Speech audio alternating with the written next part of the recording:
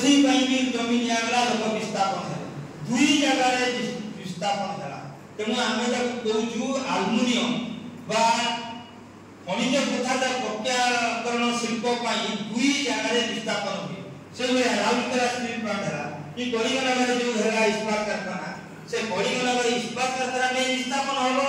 तापर तार जो रॉ मटेरियल जा कंचा माल जो आसीबो सब खनिज पदार्थ आसीबो सेठी भी लोक विस्थापन करा तेणु एथि पई दुई जगह विस्थापन होउची किंतु यदि मूल्ययुक्त पदार्थ आमे करिबा सेठी विस्थापन होबनी जेमि लुधियाना फुजाना साइकेल कारखाना अछि 350 टा फैक्ट्री हो डिफरेंट आइटम दबा सेठी बेसी विस्थापन हुए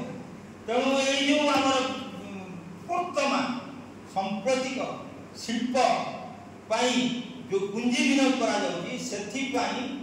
जहाँ विस्थापन होउची तापर एठी वायु प्रदूषण जल प्रदूषण होउची जंगल नष्ट होउची खनिज पदार्थ उत्तोलन करिया आ तापर माटीर अवक्षय होउची आ एगुडा सब डिटेल मरे बुझेबा नै किंतु गोटे साइकेल कारखाना कर देले कि गोटे सॉफ्टवेयर टेक्नोलॉजी पार्क किछि कर देले किछि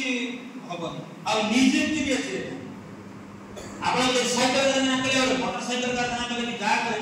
बहुत संख्या रे नियुक्ति करी किंतु ये जो लुहा इस्पात कारखाना किबा एल्युमिनियम कारखाना कले नियुक्तिर संभावना नहीं परिवेश प्रदूषण हो जल वायु प्रदूषण हो जंगल नष्ट हो आ जहाँ विस्थापन तीनटा विस्थापन प्रदूषण एवं नियुक्तिर विशेष किसी संभावना नहीं नियुक्तिर विशेष संभावना जेतेबेले प्रस्तावित हैला सेतेबेले टाटांकर गोटे बही बाहर जे आमर 12 मिलियन टन 1 बिलियन 10 लाख